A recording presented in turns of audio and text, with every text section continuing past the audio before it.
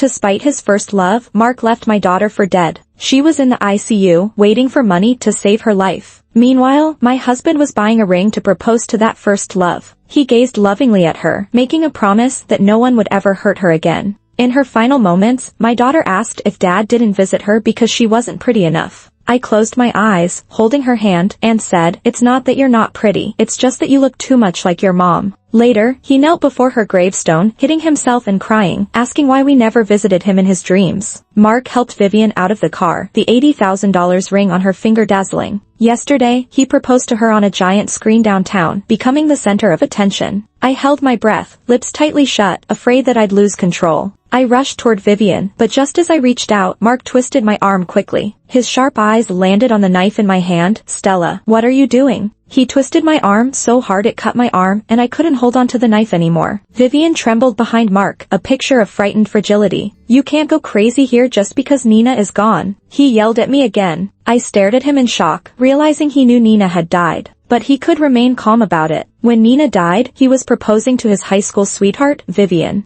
And our marriage was still legally intact. Warm tears slid down my cold cheeks. Since learning Nina was gone, I hadn't shed a tear. I even felt too cold-hearted to be her mom. How could I have no tears? But at that moment, they flowed freely. I collapsed to the ground, crying loudly, my grief finally breaking free. Mark was startled by the sight of me and cautiously crouched down. "Are you okay? Let me get the driver to take you home." He wasn't really concerned about me. He was worried I'd do something extreme here. I lost my daughter. How could I possibly be okay? Nina was with me for 3 years. I'll make sure she's properly buried. "Don't worry," Mark said in a faux generous tone. 3 years together, every daddy she called him, every smile when she saw him, was reduced to a lukewarm promise of a proper burial. "Why didn't you answer my calls?" My sunken eyes, like a skull's, stared at him. I was just a walking corpse. I thought what? That I'd harass you because you proposed to her? Mark, you're flattering yourself. My words hit Mark deep, and any hint of pity in his eyes vanished. "No matter what you do, Nina's not coming back." With ruthless words, he cut deep. "I want her to pay with her life." I screamed hysterically. "Stella, don't forget Vivian just lost our baby too." My eyes, bloodshot, fell to the knife on the ground. I bent down to grab it but froze when I saw Mark standing protectively in front of Vivian. He didn't turn. Tall, imposing, shielding his woman, like an eagle, like a mountain. Vivian buried her head into Mark's chest with a smile. "Mark, I'm so scared." He held her, oblivious to how ridiculous I looked behind him. At that moment, I placed the knife against my own neck. Originally, I wanted to threaten him, make him get justice for Nina. But right then, I felt like a full-blown clown. A few days before, when I rushed to the Allen's villa, Vivian was clutching her belly in Mark's arms. Mark was gently holding her, kissing her forehead. "Hang on, the ambulance is coming." Vivian's tears beautifully traced down her cheeks. "Mark, will our baby be okay? Is Nina alright too?" She pretended to care about my daughter. Nina squatted, crying loudly, blood seeping from her knee. Mark's brow was furrowed, never glancing at Nina, just comforting Vivian. "Why are you still worrying about her now?" "Nina, Mommy's here, don't cry." I raised my voice, trying to drown out Mark's harsh words, worried they'd hurt Nina. Nina tearfully looked up at me. "I don't like little brother, Mom." "Is that why you pushed Aunt Vivian downstairs?" Mark's eyes widened, anger directed at Nina like she was an enemy. "I didn't." Nina's emotions flared. "No? Then why did Aunt Vivian fall down?" "She's bad. A bad woman." Nina's words confirmed Mark's thoughts. Mark's gaze was vicious. "Stella, is this what you taught your kid?" With that, Mark lifted 3-year-old Nina high overhead. "Are you lying or what?" Nina's small body struggled, every movement constricting my throat. "Mark, what are you doing?" I focused on his hand, too scared to blink, fearing he might drop Nina. "Tell the truth. Did you lie?" His voice rose, and so did my panic. I desperately clung to Mark's leg, collapsing in a plea, begging him to put her down. "Please, she's just a child." "Daddy." Nina's weak cry finally made Mark lower his hand, and I snatched her into my arms. "If anything happens to Vivian and her kid, you're going down with them." Mark stands tall above us, his dark eyes cold and deep like a bottomless pit. Vivian on the ground gives a slight smile, the kind only a winner wears. Just like when she showed up 3 months ago and told me, "Stella, all I have to do is snap my fingers, and Mark will come back to me." Yeah, first loves don't need to do anything. Just standing there. I already lost. Lost completely. We've been married 3 years now, and Nina is 3, too. Our marriage was arranged by Alan. Now that his health is declining, our marriage is falling apart too. Midnight at Alan's house. Alan holds my hand tight, his breath weak. Stella, it's our family that owes you, but don't worry. Even if I die, I won't let him divorce you. Alan, marriage is about 2 people. Plus, his heart isn't with me. Feelings grow with time. Alan sighs when he says this, not even believing it himself. 3 years, and I still couldn't warm that heart. He's given me countless illusions, convincing me that time would grow feelings. Made me think I did it. But the moment Vivian appeared, I realized dreams end eventually. And that brat. The housekeeper sneaks a look before whispering, Mark and Vivian went to Bali, and they're on their way back. I bow my head, pretending not to hear, as if doing so makes them irrelevant to me. I'm Mark's legal wife, yet all his love goes to Vivian. 3 years ago, it was the same, and 3 years later, nothing's changed. Alan coughs a few times, letting out a helpless sigh. Where's the kid? Bring her in for me to see. I'm stunned, staring at Alan in disbelief. What? Still mad at Grandpa for setting you 2 up? No,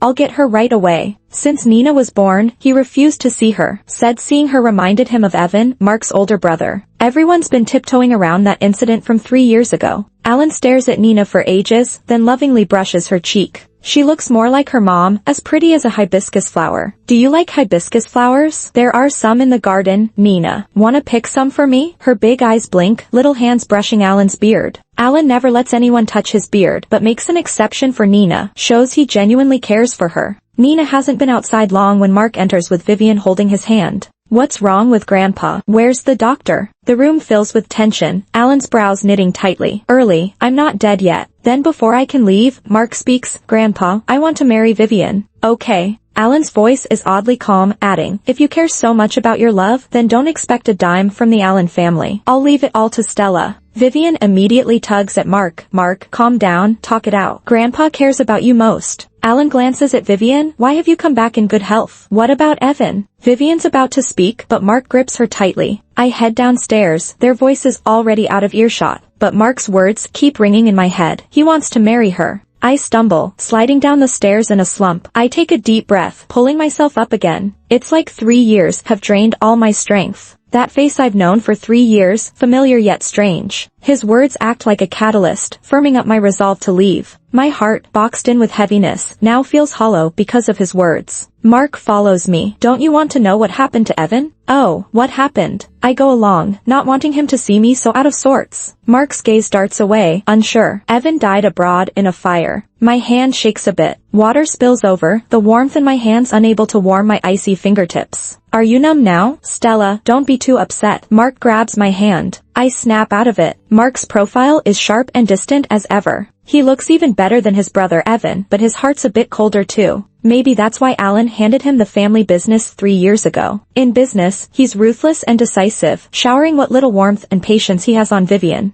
Evan pushes a divorce agreement in front of me. Sign it. Vivian says she'll let you keep the villa she shared with Evan. Give you something to hold on to. Sign it, and we're free. His tone is calm and light, like a burden being dropped. 3 years back, I woke up in Evan's room, only to find out I was pregnant the next month. Alan refused to allow it, and Evan said he'd never marry anyone but Vivian, even giving up his inheritance. I felt like trash, tossed around, unwanted. Alan forced Mark to marry me, under the guise of family secrets staying hidden. I knew Alan meant well, the only one in Moo family who knew I liked Mark. Vivian had somehow gone abroad with Evan. Honestly, the brothers were both obsessed with Vivian. And Nina, she's not Mark's daughter, but Evan's. I picked up the pen to sign, and suddenly heard yelling and a child crying from upstairs. That's Nina's cry. Why did you pull out Grandpa's tube? How could you? A sharp voice shouted. When Mark walked in, Alan was already lying in bed lifeless. Grandpa, the doctor confirmed the death. Mark's eyes were bloodshot, staring at the tube on the floor before grabbing Nina's arm, shaking her. What did you do this time? Nina was too scared to speak, just crying non-stop. Speak, what did you do? I rushed to pull Nina away, but Mark pushed me down to the ground. Nina, you didn't pull out Grandpa's tube, did you? Nina just stared at me without answering. My heart sank, and I sat on the floor, feeling helpless. Mark dragged Nina by the hair towards the bathroom of the suite and locked the door behind him.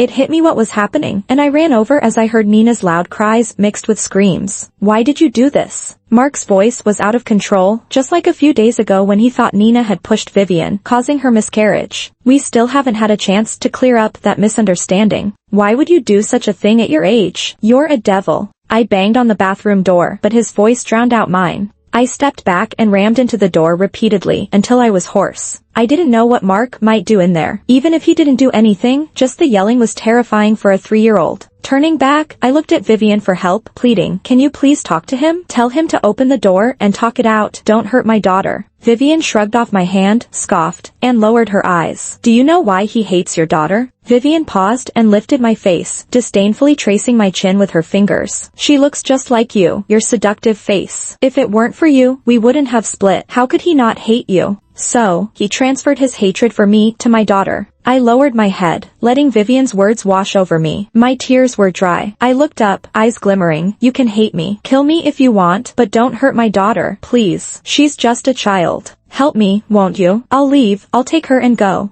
I meant nothing to Mark, but Vivian was his first love. She could persuade him if she wanted. Vivian examined her elegant nails, then smiled at me. "Okay, I'll help you." But when she got to the bathroom door, she shouted with a crying tone, "Mark, I know you're hurting, just like I was when I lost our baby, but no matter how big her mistake, she's part of the Move family." Her words weren't comforting. She was reminding Mark that Nina had cost them their child not long ago. She was stirring the pot. The bathroom grew quiet. When Mark came out, he closed the door, saying, "Let her reflect in there." "Let me in." I glanced inside. The bathroom was a mess. Broken glass shards were scattered around. Nina sat in her dress amidst it, curled up against the wall, eyes half open. The door slammed shut. "You don't know how to raise a child, so I'll do it for you," he said, blocking me with iron-like resolve. A weak voice came from inside, "Mommy, help me." Every muscle in me tensed, blood boiling. "Mark, my daughter doesn't need your help. Open the door." I couldn't wait. Breathing heavily, I rammed the door with all I had. If my body didn't work, I used my head.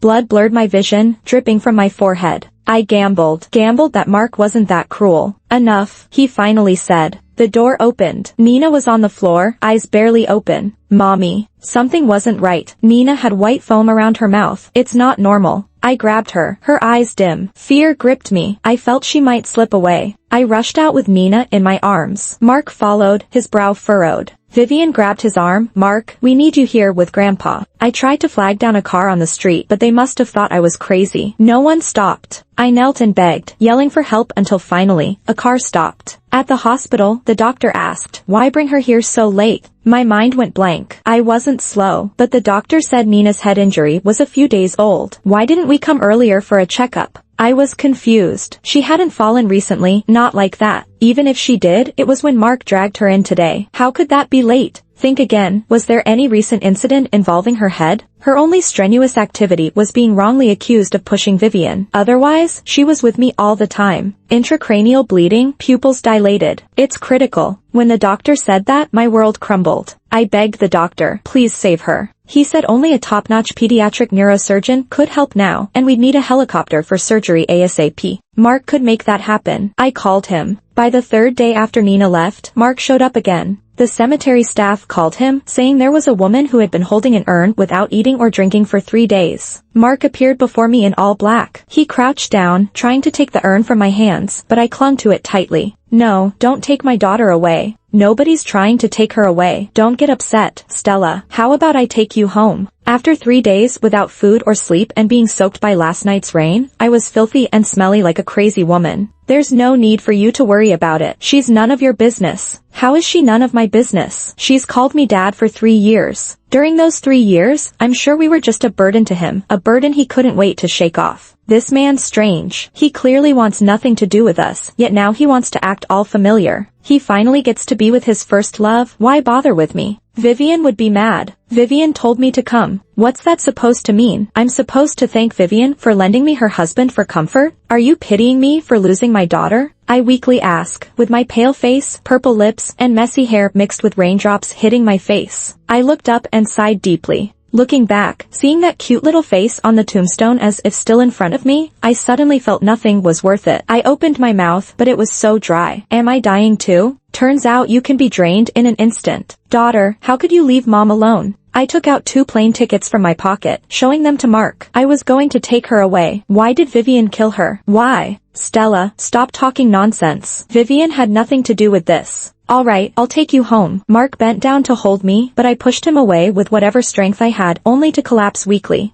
Don't touch me. You disgust me. You and Vivian killed my child. Stella, Nina's death was an accident. Nobody wanted that to happen. An accident? Vivian pushed her down the stairs, and you abused her to death. Stella, Vivian's not like that. You believe Vivian that much? Rather trust her than me, or your daughter. Nina's dead, and you still defend her? Screw your belief. Can you feel my pain of losing a daughter? I can understand. He quietly said those 4 words. He still stood there, calm, his face showing no emotion. Even if he understands, he only understands as if it were his and Vivian's child. I'm not making stuff up. I have proof. I threw my phone at his face. Take a good look at the video. The video was from a housemaid at the Moo family. She filmed what happened during Vivian's miscarriage, simply because I was kind to her before. Sometimes, I don't know why Nina felt so deeply for Mark. If she knew her dad never really loved her, would she feel heartbroken? Daughter lay at my legs asking if dad was not coming home. I looked at her, lost in thought, her face full of hope, as if she forgot the terrifying moment when Mark lifted her so high. In those 3 years, Mark rarely even smiled at Nina. Mostly, he ignored her, claiming he wasn't a fan of kids. Yet he treated Vivian's unborn child with utmost care. On my daughter's birthday, Nina kept hoping Mark would come home. No matter how busy, he always was there for her birthday. Nina wondered if she upset Dad the day before, swearing she didn't push Aunt Vivian. Nina, worrying about me, never mentioned it was Vivian who tripped her. In her panic, she accidentally grabbed Vivian's dress, but she didn't have the strength to pull her down. Vivian fell on her own. From the video, it was clear. I think if Mark isn't blind, he'd see it too. That day, Nina spent waiting for Dad's return, sure he wouldn't miss it. Around midnight, still groggy, Nina asked if Dad came home yet. I put my phone away and saw Vivian's beautiful restaurant posts on Twitter with Mark's silhouette in the reflection. I wanted to tell her her dad wasn't coming back, not that night, not ever. But I couldn't. I couldn't take away her sunshine so young. I showed her pictures of 2 dresses and told her they were from Dad. He just didn't know which color she'd like better. Purple. Nina's innocent face lit up with a smile. Though Nina always loved pink. But Mom loves purple, and Mom's my most important person, like she says. Even if I don't like Aunt, I shouldn't harm her. And Nina listens to Mom. Would Nina be sad if it was just her and Mom now? What about Dad? She naively asked, leaving me lost for words. When Mark came the next time, he reeked of alcohol, drenched from the rain, pathetic as I was that day in the cemetery. I opened the door and turned away. He grabbed my arm. I looked back at him indifferently. I just didn't want Nina to grow up lying. So what? Can a mere understated excuse erase all sins? He must have forgotten how righteous he was that day, acting like a judge over his own daughter. A 3-year-old child, how could he bear to ignore her as she lay unconscious on the ground? Even when she was clearly lying on the ground, you thought she was faking it, because in your eyes, you've already labeled her as a bad kid. Sorry. I've never felt that word was so powerless before. You can save that for Grandpa. What do you mean? What if I told you grandfather's death had something to do with Vivian and nothing to do with Nina? Would you believe me? Mark was clearly stunned, and his hesitation said it all. I've said she must pay with her life for my daughters. Aren't you sorry? Aren't you the judgmental one? Fine. I'll give you a chance to make it right. The first call Mark made after leaving me was asking where Vivian was. Mark, you're kidding me. How would I know if you don't? Stella, even if Vivian did something wrong, it's not your place to punish her. You'll only hurt yourself. Let me handle it. I'll make sure there's a satisfying outcome. I laughed coldly. It seemed Mark saw me and my daughter as ruthless. His woman falls, has a miscarriage, blames my daughter. Now she's missing, and I'm at fault. I hung up and turned off my phone, but this time, he guessed right. I do know where Vivian is. I gave Mark the chance to deal with Vivian, but he couldn't do it. So, I took revenge for my daughter. I turned on the phone, and the monitor showed Vivian, barely clothed, tied to a chair. Her skin was starting to rot. The harshest punishment Mark could conceive was to send her abroad. Why? Why is my daughter in a cold grave, while Vivian can just get shipped out of the country without worry? But Vivian was unsatisfied. What Mark gave her wasn't enough for her lifestyle. Vivian thought I was the one keeping her and Mark apart, so she hired people to kidnap me. Unfortunately for her, those people only recognized money. After Alan's death, I was left with a huge fortune that I didn't even know the amount of. But that money excited those thugs, and they told me they'd do whatever I wanted. I wasn't good at torture, but Vivian sure was. I told them to just switch places. Whatever Vivian wanted done to me, do to her instead.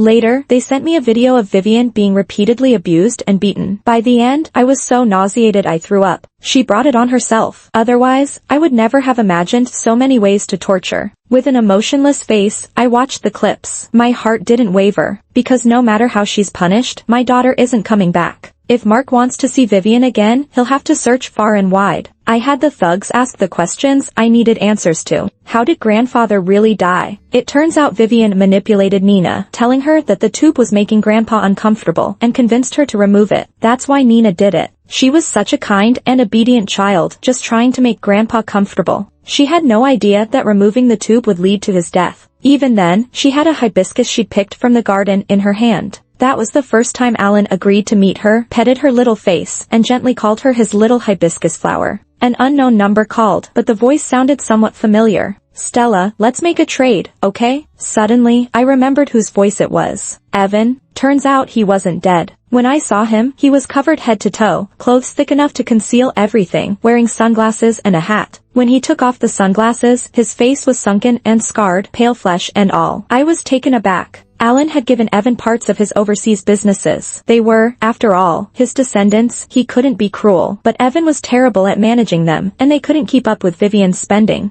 Evan just wanted a simple, happy life with Vivian. But Vivian loved no one but herself and money. Vivian escaped abroad and hadn't even reported the fire, while everyone thought Evan was dead. When Vivian returned, she was already pregnant with my child. It was the family doctor's call that informed me later. So, the child Vivian lost from falling was never Mark's. After a pause, Evan said something that made my mind reel. Years ago, the child you were having was Mark's. Vivian set it up, wanting to marry Mark. He owned 70% of the shares then. So, Nina was Mark's. My head was spinning. Are you okay? Can you promise me one thing? Mark called saying he wanted to see me. I said, do you want my forgiveness? After a pause, he said, can we be together? I said, okay. Mark said he'll do whatever it takes. He wants to make amends. I think he regrets it. I moved into the Moo home, into Alan's old room, the room where Nina once stayed. Suddenly, in the middle of the night, I woke up. I pulled Mark beside me and pointed towards the bathroom. Mark, I hear Nina crying. Is she crying? I got out of bed barefoot to open the bathroom door, while Mark held me in his arms with concern. The floor was cold. Do you think Nina feels cold down there by herself? Mark shuddered, his eyes darkened, and he seemed momentarily lost. If you'd known Nina was your own, would you have treated her any better? Nina's last memory of Mark was him yelling at her, threatening her in that bathroom. I guess that's Mark's biggest regret, and I intend to make sure it weighs on him. The next morning, I pulled out 2 ties. Nina once said Daddy looks good in a pink tie. I said Daddy's work requires seriousness, can't wear that color. Mark took the pink tie from my hand. I'll wear this one. I tied it for him and sighed. Sadly, our little girl will never see it again. I tied that tie perfectly, but felt as if it was wrapped around Mark's neck, suffocating him. For nights, I woke up startled. He tossed and turned beside me, unable to sleep. Every morning he looked worse, with dark circles under his eyes. The company secretary said he's been in poor spirits lately, disheveled and out of sorts, making bad deals. The penalties and compensations have been costly. Every day when Mark gets home, I ask him to watch videos of Nina with me. There's just so many of them, and Mark's never seen them before. You know, she looked a lot like you. Her nose was well-shaped, and her eyes were bright, but you couldn't tell she was your biological daughter, could you? Mark's hands shook, tears welled in his eyes, and his voice cracked. Stella, don't be like this. We can have other kids, but they can't replace Nina. Mark carefully took me to see a doctor, but the doctor said I was fine. Before we left, the doctor looked at Mark's dark circles and said, you should be careful. Are you going through a rough time? Mark shook his head.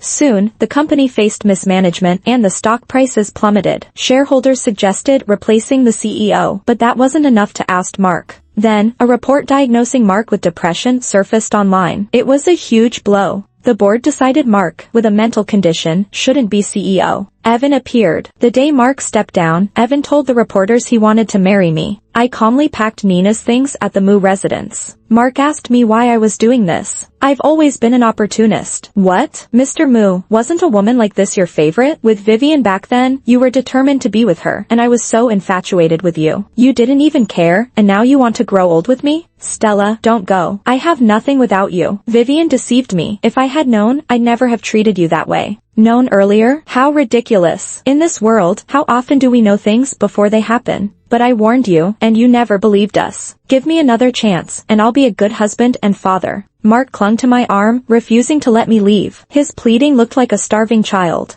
I pointed to my belly. I'm pregnant. This time, the child is Evan's. Aren't you going to let me go? Mark's hand dropped as I said those words. I asked Evan to propose to me on the giant screen downtown, where Mark had proposed to Vivian. 3 months later, Mark's depression worsened. Evan gave Mark my ashes. She was ready to join Nina 3 months ago. Some people really do turn gray overnight, and some truly die from depression. She left so peacefully, as if she were asleep. Mark's hands trembled as he touched the small box. She still blames me. Even in death, she chose to be with you. When Mark looked up, his eyes were filled with envy. She was carrying your child. Evan shook his head. Why didn't you ever understand Stella's heart? She always liked you. She always wanted to be in your class. How could she like me? Her attitude toward you and me was different. Even a fool could see that. Since childhood, Evan was like a brother to me. Because of Alan's friendship with my grandfather, I was sent to live with the Moo family after my grandfather passed. I was always cold towards Mark because I felt inferior. I saw him with Vivian, and even I thought they looked perfect together. Vivian showed me letters Mark wrote to her, bragged about movies they saw, and the gifts he gave her. It turned out Vivian staged it all, but Mark thought I liked Evan because I hugged Evan openly and spoke kindly to him, never hiding it. But love is hidden. I always loved Mark, but we've misunderstood each other for so many years. In the cemetery, Mark carved a new tombstone. He asked countless times where I moved the tombstone. He searched every cemetery in the city. Mark knelt in front of the new tombstone. Why won't you let me find you? Do you hate me that much? Before I died, I moved our daughter's tombstone. I couldn't imagine Mark apologizing to her after my death. I feared she might forgive him. Mark, even if she forgives you, I never will. Next to the new tombstone, Mark engraved his own name. His rough fingers traced the stone as tears flowed down his dirty face. Stella, why don't you and our daughter visit me in my dreams? Let me know where you are. Stella, the doctor said I might die soon if this continues, but I'm glad I'll get to see you both. Mark finally stood up as the sun set. I'll go home and clean up, so I can see you. Shortly after he left, the cemetery staff removed his carved tombstone, shaking their heads. This guy's seriously ill. No money, yet he wants a headstone here. Carving every day, a lunatic. Hope he doesn't come back tomorrow. The next day, as the sun rose, Mark was nowhere in the cemetery. By dusk, the city news reported finding a frozen male body under a city bridge.